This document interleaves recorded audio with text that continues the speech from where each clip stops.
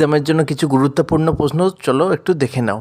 কোন বিপ্লবী পিএন ঠাকুর ছদ্মনামে জাপানে পালিয়ে যান? উত্তর রাসবিহারী বসু। বিদেশের মাটিতে প্রথম ভারতীয় শহীদের নাম কি? উত্তর মদনলাল ধিংড়া। কোন ইতিহাসবিদ ভারতীয় জাতীয় কংগ্রেস প্রতিষ্ঠার ঘটনাকে বলেছেন হিউম ও ডাফরিনের ষড়যন্ত্রের ফলশ্রুতি রূপে? ঐতিহাসিক রাজনীপাম দত্ত হলো এর উত্তর। কলকাতা বিশ্ববিদ্যালয়ের প্রথম ভারতীয় উপাচার্য কে? উত্তর স্যার আশুতোষ মুখোপাধ্যায়। এনাকে বাংলার বাঘও বলা হয়। ভারতের শেষ গভর্নর জেনারেল কে ছিলেন? চক্রবর্তী রাজাগোপালচারী এই প্রশ্নের উত্তর। কে আল হিলাল পত্রিকার সম্পাদক ছিলেন? স্যার মৌলানা আবুল কালাম আজাদ।